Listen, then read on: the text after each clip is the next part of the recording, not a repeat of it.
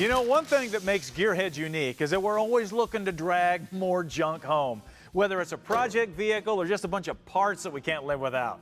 Another thing that makes us unique is that we're always looking for ways to help other gearheads with their projects. Kind of one of those misery loves company kind of things, I guess. Well, sometimes those two worlds combine in the most unexpected ways. For example, we've been getting a lot of requests to do something with a second-generation Camaro. So, after digging around a little bit, I found the perfect project vehicle on Craigslist. All across America, in thousands of garages, carports, and backyards, there sits a project that has become hindered, stalled, or halted by the lack of time, money, or expertise by the owner. Sometimes the project is so lopsided that the owner just needs to sell it and start over. Other times, all it needs is a kickstart to get it moving in the right direction again. That's where we come in. Gearz on the Road is brought to you by Cornwell Tools, the choice of professionals. That's a party area over there. Yeah, sure is. What we found was an 81 Z28 that was loaded with every conceivable option, including the rare T-tops. Now, you got these tops latched in, right? That one is, this one's not. And even though the car was partially disassembled and pretty rough looking, it was completely rust-free. It's so hard to find one of these.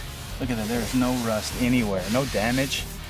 I mean, not even the start of rust. That is such a solid car. And it spent its whole life in Arizona and California. But that's just part of the story.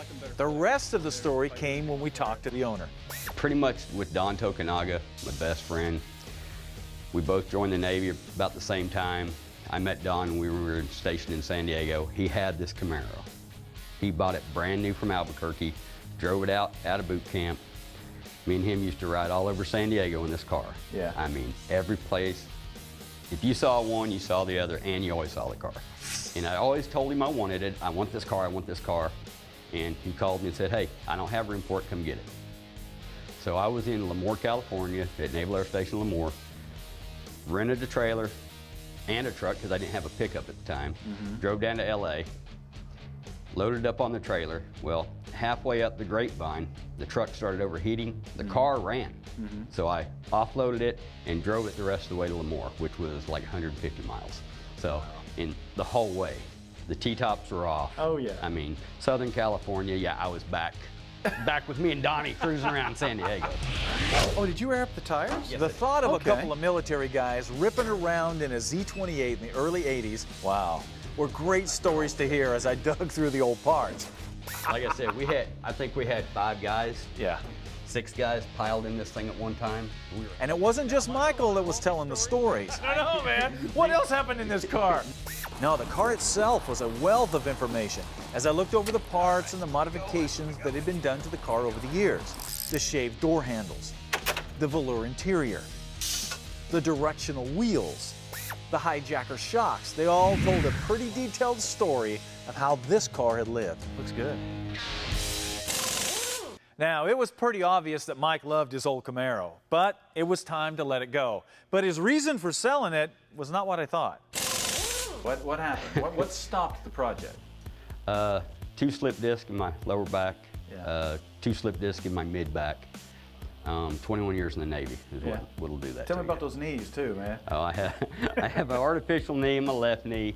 Right knee has no meniscus. Bad hip. Yeah. Bad shoulder. You know, I'm in parts. Now sort of like the way this car was. Yeah, so. you're the aftermarket, Yeah. man. Ta-da. How did you come to the realization that you had to sell it? I was out here trying to. Hold on, guys. That's okay. Take your time. I was brushing out the bottom and back started hurting, couldn't stand up. I laid out here for about an hour and a half. My wife finally came out because she didn't hear me banging around. Yeah. Helped me up, picked me up, put me back in the house. Yeah. So that was sort of the straw of, okay, we're done. Not only that, but it was obvious that Mike didn't have adequate space to work on a project this big. Yeah. It's a pretty tight fit. Look at this. Yeah. Nor did he have any good boxes to keep his tools and equipment. And he was dying to get a motorcycle to work on. So we decided to help him with his tool storage problem. I know you guys want to know how much I'm buying this for, but it's none of your business. Because this isn't a buy-sell show. After making a deal on the car, All right, open that up, make sure, look at it, make sure that's all good. Yeah, we're all good. then we went to pick up the car and give Mike the surprise of his life. Yeah, we're gonna need to offload this toolbox for now. Just kind of get it out of the way. I got a hold of the guys at Cornwell and got the perfect size Pro Series box to fit in Mike's garage. The only other problem we got is this toolbox, which is all right because this toolbox is yours. Get the hell out of here. No, it's yours, man. What? Yeah. Wow. Wow.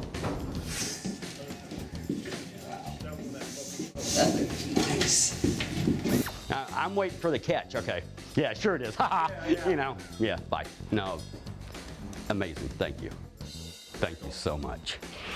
Now, I know you're dying to see what we're going to do with this car, and you're going to find out, because a car with this kind of history needs to be redone so it can rip down the road again.